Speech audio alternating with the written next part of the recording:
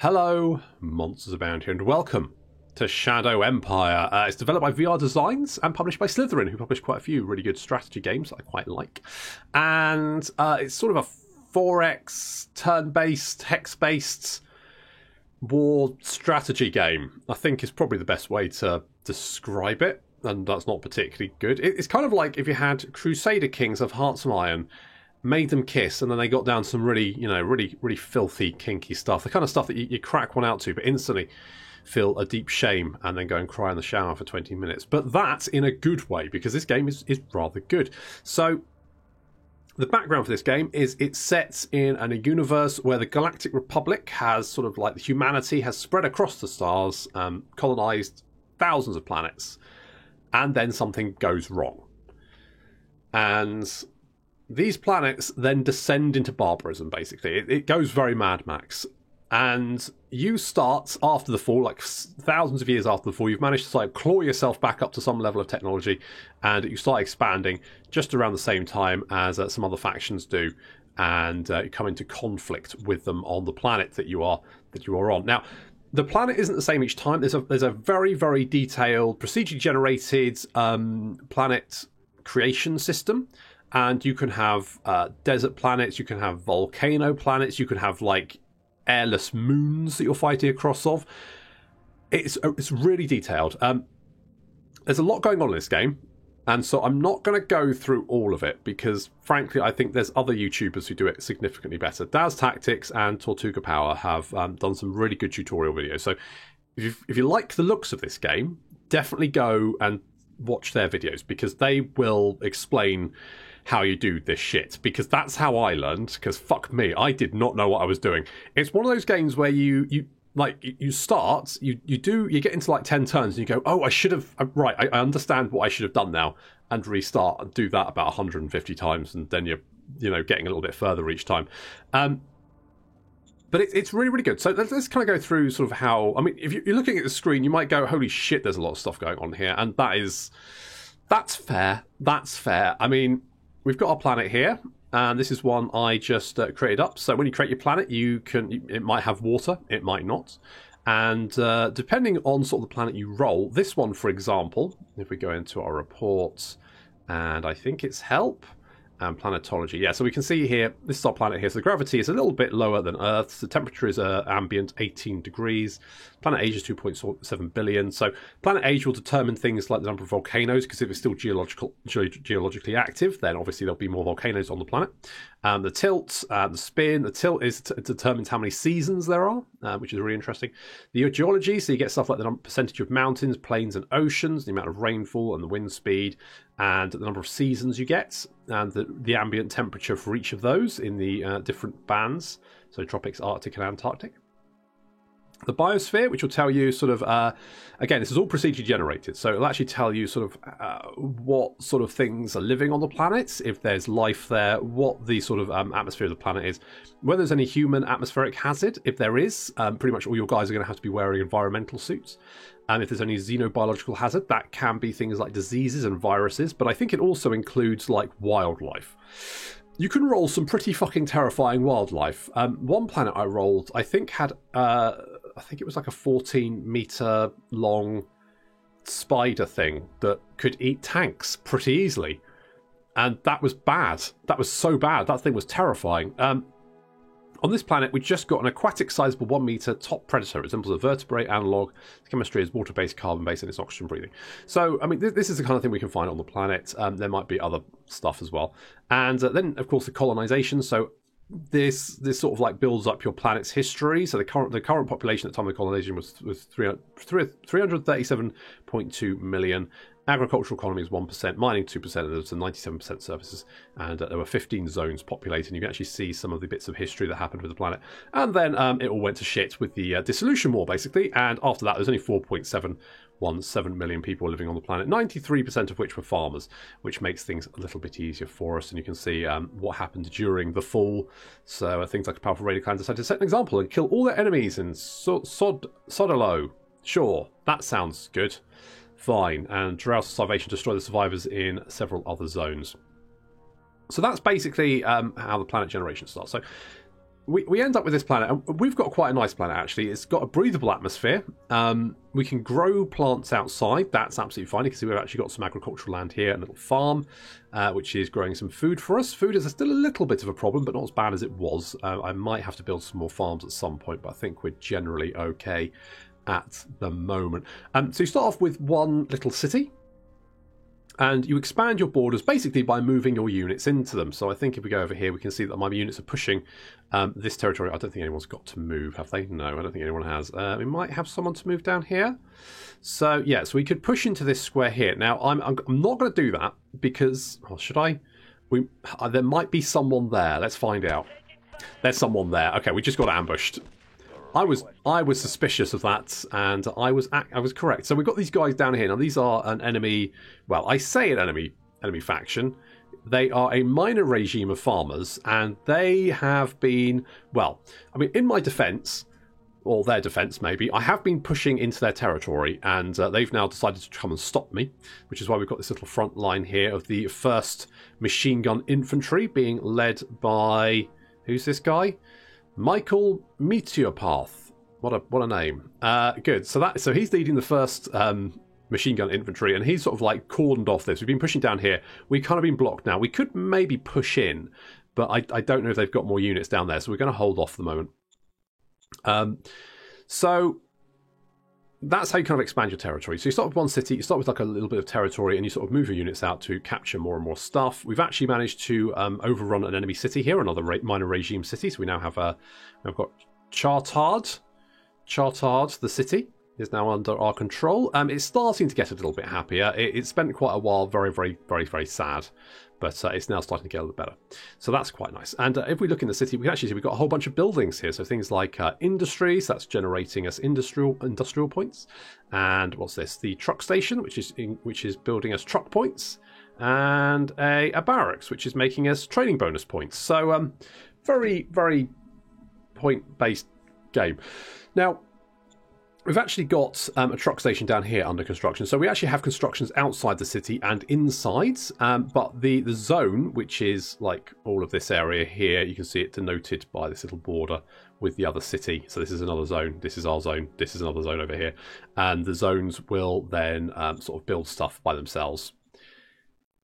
Based on the private economy, which is, if we have a look down here. So we've got a private economy down here. And these are buildings that have been just generated by the private economy. The private economy works in the background. If you've played Distant Stars, this might seem familiar. So basically, you've kind of like got an AI in your faction that's like building stuff for you, which is actually of benefit to you, because if they build a school, you get education quality of life points. Again, more points. But this stuff actually makes your city better. People like going to school, apparently, and you should go to school. Stay in school, kids. But so that's going to improve your stuff. So basically having a nice, vibrant private economy is going to be very, very useful to you. On top of that, of course, you've got your units, which we saw a little while ago as I blundered into that ambush. And these guys basically... Now, you get two different types. You get militia, and militia are sort of like a special... They're almost like the private economy of your army, basically. They just pop into existence. You can control them as per normal, but these Galaya Guards Regiment here. So these guys actually just militia. So they're not particularly effective, but they're free. They'll just pop into existence. They auto-replenish, not very fast, but they will auto-replenish, and you don't really care if you lose them. It's not really a big deal. On the other hand, you get these formations over here. So these things these are like professional soldiers. These are the guys you've recruited, and these guys will... you have to actually form them using... If we go to a city over here and we go to the raise formation. So you get different formations you can raise. They can be different sizes. If you've played Hearts of Iron, this is probably going to be fairly sort of familiar. So we could, for example, raise a light infantry brigade if we wanted to. It's only going to cost us 5,500 recruits. We've got 16,000, so that's going to be fine. It's going to cost us 275 industrial points, but we've got 321, so that's fine. And we don't need much else, so that's all good. So we could raise this formation. That would then create an organisational HQ, like this one here, the 1st Infantry. And it'll also generate then some infantry battalions made up of a mixture of soldiers based on what you have you have recruited. So in the case of the infantry, it will just be pure infantry. There won't be anything else there. In the case of the machine gun, it will be infantry and machine guns. In the case of the motorized light infantry, it will be motorized and infantry as well.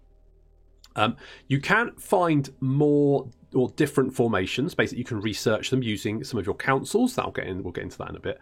So there's a lot going on in this game. It's going to be it's a hell of a thing. You can also recruit independent ones. So these don't have an HQ, but so they are just sort of like independent units. So if we needed like some artillery, we could maybe do that. And to be honest, I'm thinking that might be a good idea because we do kind of need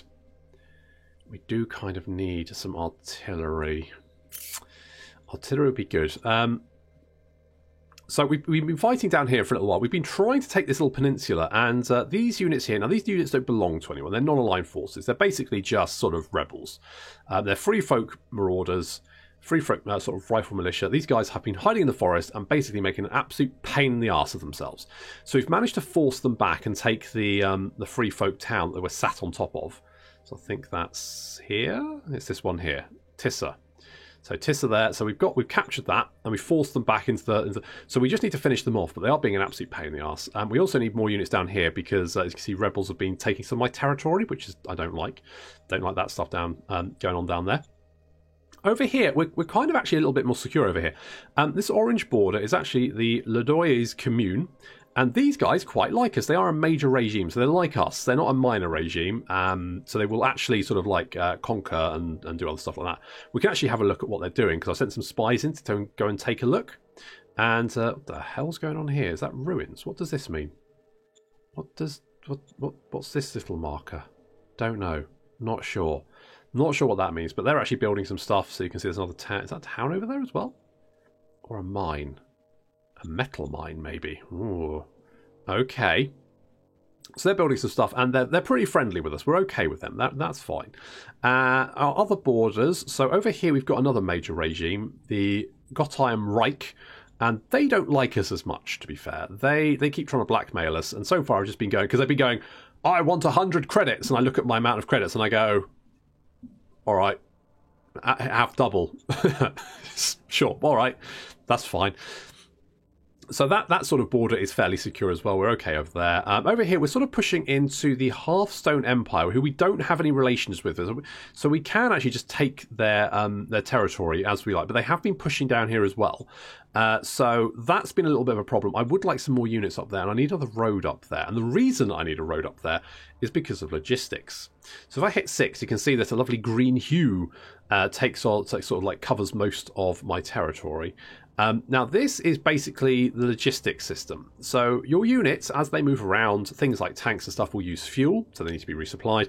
Your infantry will use food and obviously bullets and stuff, so they need to be resupplied. And your logistics network it's a big part of the game. I like it, and also I kind of find it a little bit annoying. It's hard to express why, but I'll do my best. So basically, logistic points, they come out from truck stations. So we have a few truck stations dotted around. Our capital has one, which we saw earlier, and so that's pumping out logistic points. You can see there's a lot of logistic points being pumped out here. So big numbers, 6,551, 6,988, and then it's splitting off. So half is going this way, half is going this way, splitting off again, so on and so forth. So that's generally fine. And where the sort of like the green tiles are, this is basically where your units can definitely resupply. And as it gets further away, it gets harder and harder and harder. So you can see these areas over here. That means there's no supply. The units will not be able to supply here, which means if your units are sort of in these areas, they're going to really struggle to be able to resupply themselves. They're going to run low on equipment, and they're going to then get hit by attrition, and also by the fact that they'll have a terrible sort of like combat malice. So when they go into combat, they won't have enough bullets, they'll be panicking and all that kind of stuff, and they won't be fighting as well. And the likelihood is you'll lose that fight. So making sure your logistics sort of expand into your empire is super important, and that's what I've been doing down here. So basically, we've been at war with this faction down here, the Iron State. There we go.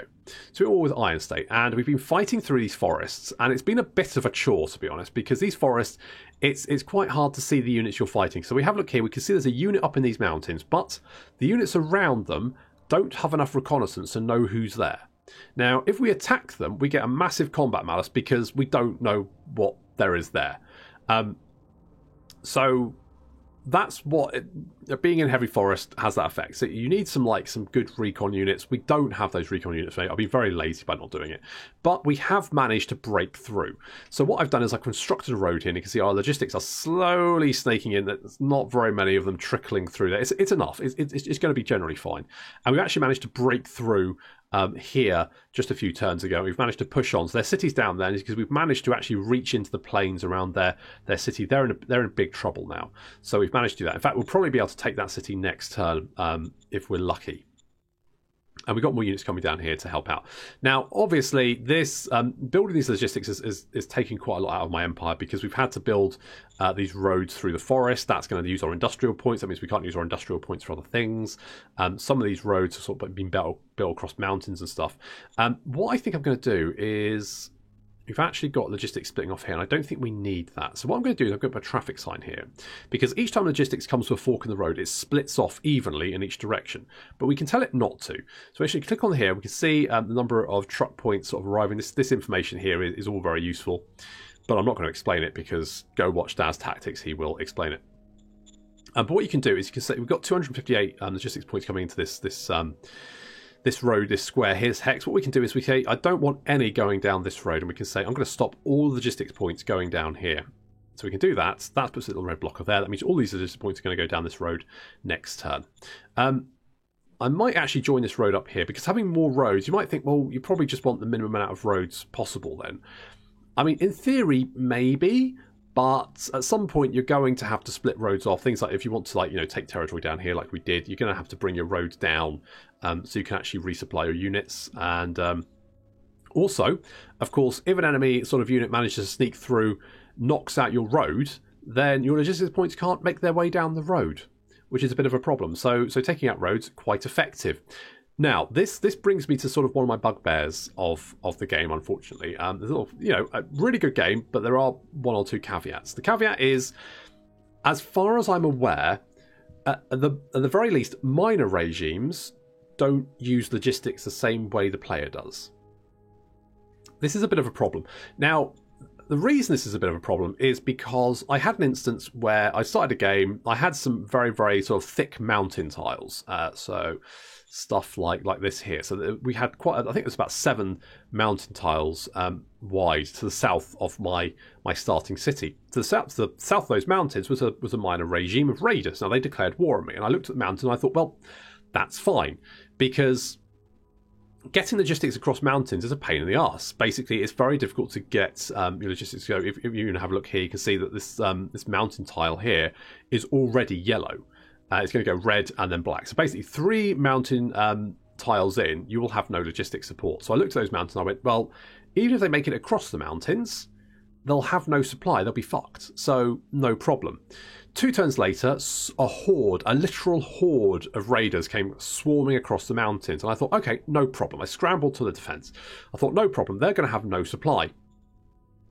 However, that was not the case. The raiders were bright-eyed and bushy-tailed after coming across the mountains, and I was very, very hard-pressed to hold them back. And I couldn't work out why. So I went to the forums and I said, well, look, I don't understand why this is...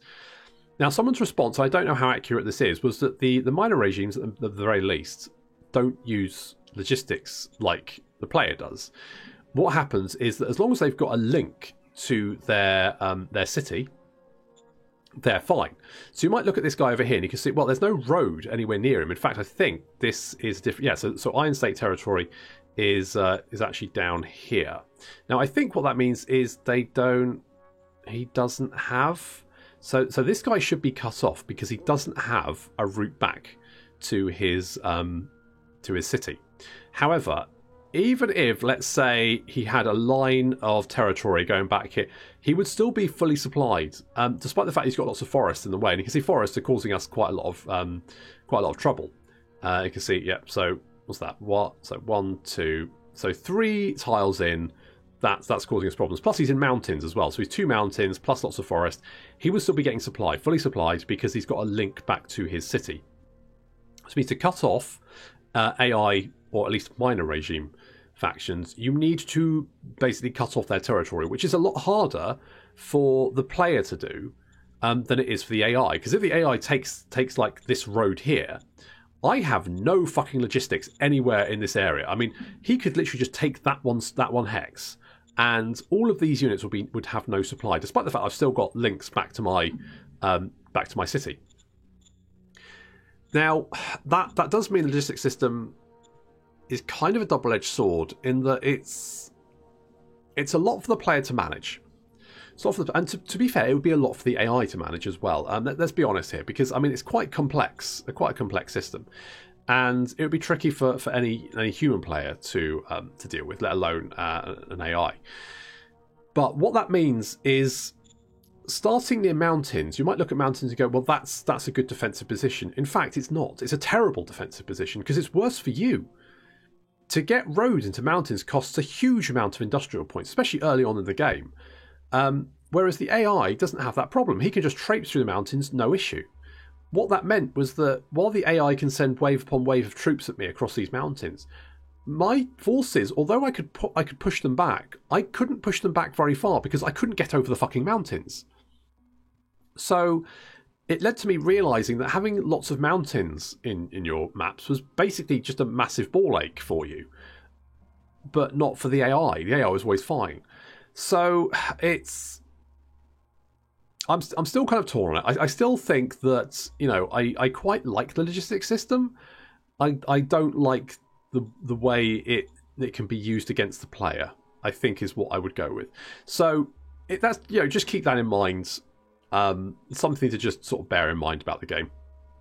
I don't know if it affects major regimes. Right, I've not really fought many major regimes in large scale battles, so I don't know if that's the same for them. I'm hoping to find out later on in this game whether that is the case. But my suspicion is probably that they probably do the same, simply because I haven't really seen the AI build any truck stations, and so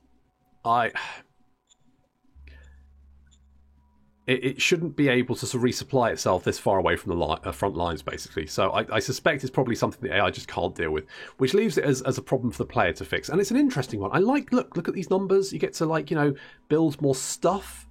You can, like, you know, block numbers off. I like this. I like big numbers.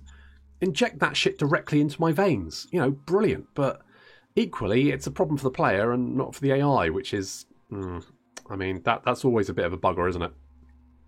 Anyway, with that minor caveat, I think overall this game is fantastic fun. So we've managed to push back these guys. They push back to their city. We should be able to deal with those next turn. Before we can go to the next turn, we've actually got some decisions to do. And this is where it brings us into, like, the Crusader Kings aspect.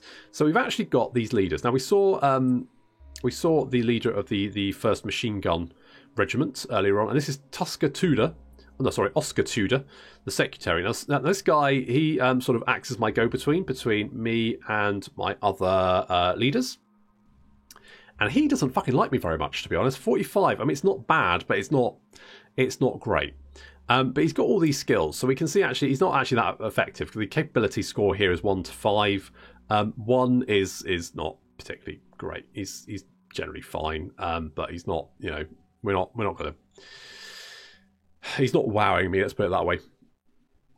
So Oscar isn't a huge fan of me, but you can see all his stats here. He's got ambition and ego, and he's like the wit. I don't think witty's used for anything. He's also a little bit corrupt, the bastard. Now, ambition and ego are something to keep an eye on, because ambition and ego sort of determine how much these guys think of themselves. And if they think a lot of themselves and not much of you, they might actually start a rebellion. So that's something to keep in mind. You can actually see everything he's done with his XP. Failed to improve endurance. Rubbish. To improve investigation. Okay, good. And you can compare him with the other leaders. All that kind of good stuff. And his skill log as well, so that's all fine. So we've got an incident here. An incident with lack of action. There's been a bit of an incident. There were these hateful pamphlets on the walls close to my quarters in Gallia. I thought not much about it, but the people ridiculed me for not taking them down and said I must have agreed with them. The population of Gallia is angry and there might be some minor unrest. Okay. So basically Oscar's fucked up. So we've got some options here, and the rest of our leaders are also going to weigh in on this problem. So we can ignore his actions. That's going to increase unrest a little bit. It also won't piss him off. So we can just go, you know what, I don't really care. Now, it looks like Silverdark here, the director of our Military Research Council, and Kelly, who is the director of the Foreign Affairs Council, both would be like, sure, Tudor just had a bad day. Everyone has a bad day. Fair enough. On the other hand, Creta River, director of the Staff Council's like, the fuck he has. What a dick. So we can piss him off, basically. We'll piss him off, but we'll please these two. And the other option to look at is the fact that it's going to increase unrest. And also, it's going to reduce learning, which if we have a look at our profiles here, we can actually see it's mind, actually. So we can actually see that we have 3 of these profiles. So these are basically what our regime is sort of veering towards. At the moment, we are democratic, actually. Pretty democratic. We're also focusing on governments, and we're focusing on fists. So we are a democratic, focus on the big government, and we like punching people. Sure, that's fine. Now, our mind score is currently 50, so actually bringing it down a little bit isn't really going to cause us any problems. In fact, we can have a look at our profile. So this is basically how this plays out. So previously we had quite high autocracy. Now, we managed to gain these 2 abilities from having high autocracy. The higher your stat in any one particular thing, it will actually increase the options you get along these bars here. So we've got these 2 green ones here. We've actually got martial law as well, but as our autocracy has dropped slightly, we actually have a 5% chance of losing martial law every turn. On the other hand, because our democracy has increased, we've actually got a 13% chance and a 3% chance to acquire these 2 bonuses here. And we can see we've got these bonuses. We've got government, so we've got bureaucracy and state companies. What's this? Workers' rights. A field kitchen. Oh. So these little bits here, so these unit feats, they will be things that will be attached to your battalions. In fact, some of the battalions have got these, and they'll give different bonuses. So, for example, the bunker busters will reduce the entrenchment of any target they attack, so quite potent. And these ones down here, the medical team, will actually reduce the chance of your troops being killed in combat, which is, again, quite useful. So as you increase in one particular profile, you'll get these extra bonuses. You'll also get these cards over here. So these stratagems. So you have these cards you can play. We'll have a look at those in a second. And they're how you interact with a large, in fact, most of, I would say, the diplomacy, your units, your leaders, all that kind of stuff. So there's a lot of stuff you can do with these. And by getting these stratagems, you get different options that you can potentially do with your regime.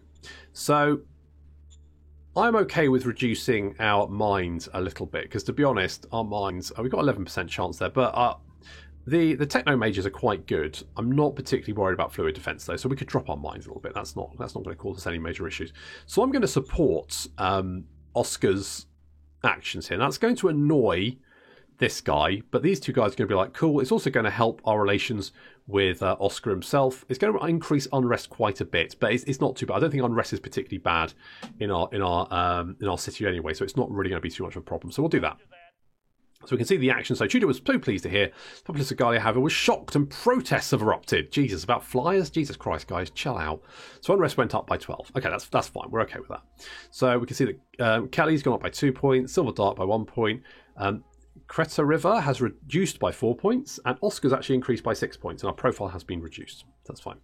So CEO, so we also have like little minor organisations within our regime, and these are things like there's a cult, there's a corporation, there's also like organised crime. You can get like a mob in your civilization, and so one of these is the CEO. So CEO has asked us to participate, direction of the Kaiswig Corporation moving forward. So we can say yes, stress the need for more research. Now, both Silverdark and Kelly are both going to fucking hate that because it increases mind. If we have a look at there, we can see they do not like learning. They hate nerds. Nerds. Brr. Fucking nerds. Kelly really hates nerds. The other option is we can say, no, we need more production. We need more fists. And that's going to impress a lot of people. You can see a lot of people who are like, yeah, more fists. Or we can say more efficiency, and that's going to increase our commerce and meritocracy. Most people are generally on board with that. Or we can say, no, this is none of your business. That's going to reduce our commerce. And because Kelly really likes commerce, she'll hate that as well. So balancing what your leaders like and what they don't like is quite tricky. I've already had a couple of rebellions because some of them just hated a lot of shit. What they like and dislike is purely random, basically. You don't have to put the people that don't like the thing you're going for in power, but sometimes you have no choice, and sometimes you have to pick something which is not a profile you're going for, simply because it's the best option. There's a lot of very difficult decisions to actually make in this list of decisions. So we're going to say yes. We're going to stress the need for more production, more fist. That's going to cheer everyone up. Everyone's going to be like, yeah, fist. It's also going to increase our fist profile. And if we go and have a look in our profile, we can see that fist is now going up to Esprit de Corps. So that'll give us the Glorious Wars potential stratagem. So morale growth and max morale plus 100%. Attack and defense get a bonus equal to the morale difference with the enemy. So basically, we can play that on one of our regiments, and that means if an enemy regiment is sadder than our regiment, then they're going to get their ass kicked, basically, which is pretty fucking awesome. So good stuff there. Okay, so we've got a scientific exchange. So the ambassador from the Ledois commune. These are the guys that quite like us. Propose we engage in scientific exchange. Wow, there's a lot of people that really don't like that. Kelly, take the stick out from your ass. Jesus. On the other hand, it's a scientific. I mean, it'll improve our relations with them. I'm kind of thinking maybe just go with it. I mean, all these guys, they're pretty happy. I'm just going to say, shut the fuck up, you losers. We're going to do that. So we've upset a lot of people. They're not very happy. But we have increased our relation with the commune by 10 points. So I'm pretty happy with that. We've also got a new commander for the 2nd Motorised Light Infantry Brigade. So we need to do something about that. Now, I don't know. We don't actually have anyone. Because I think, did he die in combat? I think he died in combat. Yeah, so we did have a commander here. Unfortunately, he got smushed. That can happen during fighting. Happens quite regularly, to be honest, which is a little bit distressing, but never mind. Okay, so these are our stratagem cards. We have different stratagem cards that we can play. So we get things like we can use diplomacy on majors, diplomacy on minor regimes, and we've got covert ops, so we can send spy teams and support factions. And we've got nation cards, so these are just generally good things that we can do. Also bad things. So, for example, we can actually do things like this will increase unrest in a zone. But it'll give us some fate points. Now, to play most of these cards, we use these political points. So we've got 130 so far, so we could play quite a few cards if we wanted to. But some of them, you'll notice, don't have that. They've actually got like these little sun marks. So these are fate points. Now, currently we've got 3 fate points. Fate points are hard to come by, but you can get more of them by playing these cards, which are basically going to do bad things. So, for example, we can reduce the morale of regular troops by 20%, but we get 2 fate points for it. And we can then play those fate points on different bonuses. So some of them could be quite powerful. I don't think I am high-tech vault. Get a goodie box with 4 D100 rare metals, 4 D20 machines, and 2 D20 high-tech parts. I mean, that's quite nice, but 5 fate points is quite a lot. That's quite a lot. Okay, well, I'm going to see if we've got... Right, recruit merc. So we've got a card here that we can use to recruit a mercenary, basically. It's going to cost us 51 political points, which is quite a lot. But we're going to do that. So let's execute the stratagem. So a new leader has been added to reserve pool, which is good. So we have a look here. We can see actually we've now got Victor Flupath, who hates commerce, likes fists. His ambition is fair. His ambition and ego is okay, actually. He's not too bad at war. He's actually got good high command skills, so that's quite nice. So, I mean, he's a pretty good shout for the position of 2nd Motorised Light Infantry. I'll be honest, the number of times I've had to actually switch out the commander of the 2nd Motorised Light Infantry is pretty worrying, but never mind. What I'm going to do is I'm actually going to pull the command unit back. And then what we're going to do is we're going to replenish, because I think it's taking some casualties. So I think that adding maybe some more units is probably a good idea. So we're going to replenish them with soldiers 3. Produce that. There we go. So let's put some units in there. So you actually can research technology. If we go to management over here, we can have a look at our tech. So we've actually picked up some different little bits of technology here and there. Things like automatic rifles, side skirts, all that kind of good stuff. Now, what you can then do is use that to create new models of soldier. So you can see that this model here has automatic rifle. It's also got a padded envirosuit. So this guy, he's got pretty good combat score. He's quite expensive though. But as soon as most of our units are infantry, it's probably a good shout to have that. You can actually see that little sprite actually changes. So as you get different weapons, the little sprite actually changes, which I really like. I like that. It's like a small thing, isn't it? But it's quite cool. So as we get new technology, we can actually upgrade our units into new models, and you can see we've got various different little bits and pieces here. So we've got this is a light tank, we've got an anti-tank gun, motorcycles. So they started off with carbines and envirosuits. We've now got automatic rifles and padded envirosuits, making them a little bit more tanky. In fact, double the combat score of what they were. So that's quite nice. So that's all good. So we can fill that unit out. That's then a little bit better. So you can see we've got different sort of like. Can we actually upgrade these?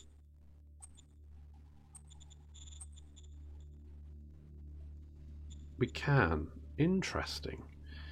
So that's soldiers 3. So if we upgrade you, we can upgrade you to soldiers 3, something like that, because soldiers 3 are significantly better than soldiers 2. We can do you as well, so we can upgrade you. No, we don't. We don't have the. I don't think we've got the logistics for it. Okay, so that's generally fine. Now, sometimes as you sort of uncover the little towns here, you will actually sometimes come across resources or sometimes special units. So in this case, we actually managed to find some Galactic Republic equipment. The Romulus heavy tank. Now these things, I mean, let's have a look at the stats of like our bogs. In fact, do we have a tank anywhere? Do we have like a militia tank? Yes, we do. Irregular tank. There we go. So regular tank, an improvised irregular tank. So that they have a hard attack and hard defense of 60 and 40, and soft attack of 80 and 60. If we then look at our Galactic Republic tank that we managed to, it's a little bit. It's a little bit better. So as you can see, getting these Galactic Republic stuff is pretty potent. They can really change the tide of war. Should you come across them, they can get destroyed though. So that's just something to keep in mind. Okay, so far so good. We're all happy with this, and we're sort of trying to push on this peninsula. We're also trying to push down into is it Iron State, and we've got more decision. Oh, I didn't appoint him. Okay, let's appoint you. You are now in command. So there we go. So in command. Now, having the HQ near our other units means that they're more effective in combat. So we really should get our HQ probably down here to help out with the attack on the city. So we'll worry about that next turn. So we're going to end the turn, and we're going to see if the AI attacks us, because we might actually get attacked down here on this peninsula. They might try and break out or push us back. I think we're in a position now where we can probably easily deal with them. Okay, so we killed 300 infantry. So we were attacked, but we managed to fend them off, and we're in a time of confidence. That's good. Sure, why not? Good stuff. And your profile government is at 52 points, and that is lower than the promised 61 points we promised the Syndic Union. Look at they're really pissed off. Oh, fucking God. Oh, you promised 61 and we only have 52, you bastard. Sure, why not? We've also picked up some new stratagem cards. We've got Send Aspiring, that's quite nice. Recruit Merc, give 500 to Militia, an Eternity Guard, all that kind of good stuff. Reduce Unrest. Galea is at 5 points. I mean, 5 points is not particularly worrisome, to be honest. I've been up far worse than that. So so Unrest is reduced by 5 points due to this is going to be fine. We're not too worried about that. Why is the cult red?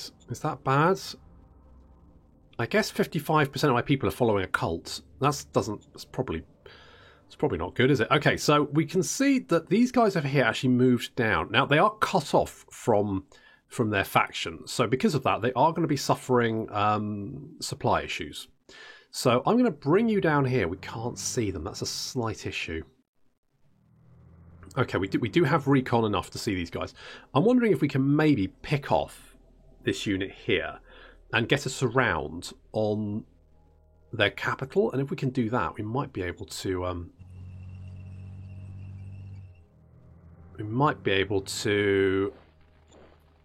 finish them off nice and quickly. So let's bring our units down. I mean, we could maybe try and attack right away, but the odds aren't particularly good on us winning that. So I suspect we're probably going to have to be a little bit more careful. Maybe we could do with that. Still dicey. Okay, let's try and take out these. This is an 8-to-1 odds at winning against this unit here. So we're going to attack them. So we get a nice little hit there. We've been hit there. Our bunker busters. Oh shit, we're taking... Jesus Christ, guys. They're getting so many shots off on us. How? Oh, they had entrenchment, I guess. Ow, fuck me. Christ, that stung. Good God.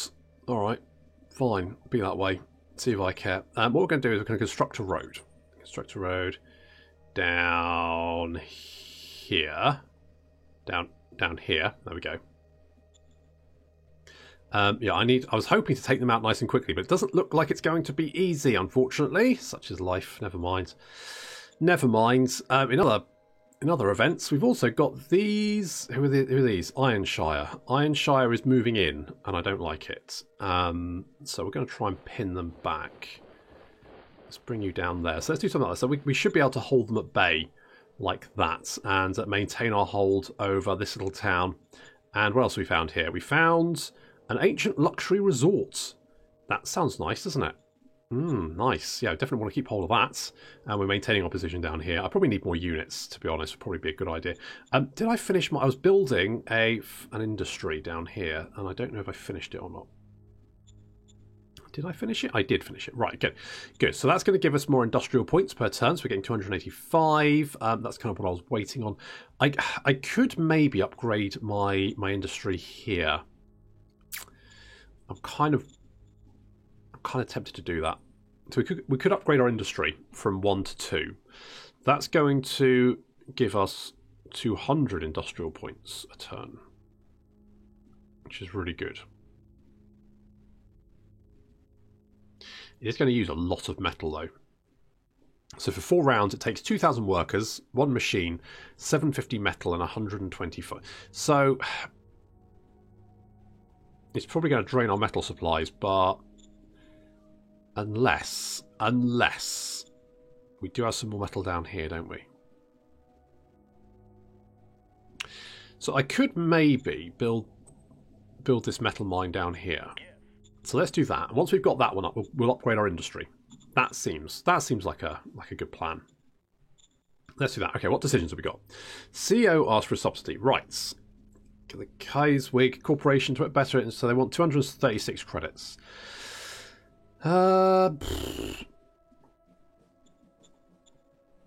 Increase our commerce. Our commerce is the highest one we've currently got. I don't know if I want it to be the highest one we've currently got, but sure, why not? Let's do that. Right, and Interior Council task priorities. So, your different councils, and you can, depending on the options, you either start with none, or you can start with all of them. Your different councils sort of do different things. So you have like a model design council, so they're the ones that research new models of units, and also the ones that then you can use to upgrade them. Now, depending on sort of the percentage of your budget that you put towards them, they can do that faster or slower. Some councils, however, maybe do other bits. So taxation priorities, I don't quite understand what that does. Tariff, no idea what that does. Human resources, no idea. Interior policies, again, no idea what any of this is. What it probably means is if we go to our report, we can actually have a look at our organisations. So if we look at the Economic Council, so we can... No, that's the wrong one. It's Interior Council, isn't it? Yes, Interior Council. So we can see that taxation, current task priority is 25%. So the bureaucratic points assigned to start term was 7. With 7 bureaucrats, we managed to create 8 tax card points. Right, so they basically generate stratagem cards. Tariffs is probably the same. Human resource card points, yes. So yeah, but basically this this council is all about generating stratagem cards that you can then play. I'm guessing they do a lot of like the leader stuff. So you can do all that kind of stuff. So you get things like you can assassinate your leader. Internal security stratagem normally executed by Secret Service Council Director. Holy shit. Could I assassinate my secretary? Because, gotta be honest, getting a little bit uppity. Is she? Is he? I can't remember. Where is he? Secretary. Oscar. There we go. So, it's a difficulty of 103. 1d100 plus 28. Still a bit dicey. It would probably piss him off as well. I mean, currently he quite likes me by the looks of it, so maybe I won't assassinate him at the moment. I'll keep that in my back pocket. We can investigate him. So what does this do? I don't know. What?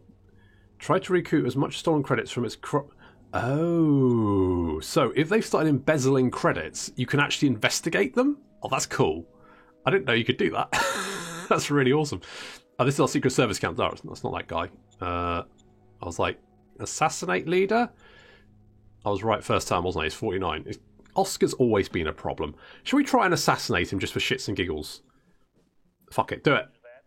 Uh-oh, critical failure. Oscar managed to fight off the assassin. Targeted leader is aware that you ordered the attempted assassination, lost 66% of relation. Oh, for Wilbur! Fuck's sake! Fucking. Oh, damn it. Alright. Oscar, how shitty are you with me at the moment? Oscar. Okay, he's pretty. Hi, Oscar. Hello. Can I relieve you and tell you to fuck off? That's it for now. Bye, Oscar. Maybe I can fix it. Maybe, like, hang on. Right, leaders. Is there anything that's like silver retirement? Maybe not. Hero of the nation? I could give him 200 credits. Like get him a really nice card. Sorry, I tried to execute you. Let's do that, right? Hi, Oscar. Oh, obviously he did not like the card. Okay, well, you know, can you get a Moonpig card that says, I'm sorry I tried to execute you? Oh, well, never mind. Good. Well, we'll worry about that later. A religious mayhem in Chartard. A crazy priest urging his newly found followers to assault sinners. People who drink. There are fights between religious fans and their victims everywhere. Ugh, restoring order. Okay. So, yes, this must have priority, so we need to do this. So, it's going to be a leadership roll of 1d100 plus 72 versus difficulty of 60 plus 4d40. Ooh. That's quite tricky. But I think we're going to have to do it. It's going to cost us 12 political points to do it, but... we'll go. Plus 50 during support. Just roll is 85 versus difficulty... Oh, critical failure. Our efforts backfired. The ensuing chaos caused more harm. Danger increased by 80%. 9,100 population died. Jesus Christ. Fuck me. It's been a disaster of a turn, hasn't it? Just... Wow. Wow, they've got 80 danger out of 100. That's not... Jeez. Can we fix that somehow? I don't even know how he would fix it. So, like, calm the shit down, everyone card. Maybe I should just stop playing with strategy cards. Maybe it's obviously a bad idea. It's a bad idea to let me play around with strategy cards. That just seems like the obvious... Yeah, probably shouldn't do that. Okay, well, this has just been a very, very brief look at Shadow Empire, which is I really like this. It's a fun little game. And there's a whole bunch of other stuff you can do in it. You can build, like, rail as well. So you get, like, rails, so you can build rails. And they work slightly differently from roads. And there's a whole bunch of extra technology you can build. And we've got some sealed roads down here, so that's increasing logistics. You can even get stuff like, if we have a quick look at the type, is it? Yeah. So there's different types of units we can get. You can get stuff like robotic infantry, heavy walker, mobile shield. Holy shit, all that kind of stuff. It's just, it's It's good. It's really good. But that Shadow Empire, a really fun little strategy game that I really like. It's quite good. It does require quite a lot of time investment into it, to be honest, though. It's quite a slow game, but quite good. It is currently available on Steam, but not for sale. So if you want to pick it up, you're going to have to go to the Matrix Game Store, where you can then pick it up. So this has been Shadow Empires, a very, very fun strategy game that I think is really, really good. I might do a stream about it sometime. I don't think it works particularly well as like a YouTube series, because I think of the time investment, but as maybe a stream, that might be quite good. But there we go, that's Shadow Empire. Thank you very much for watching, and I'll see you next time.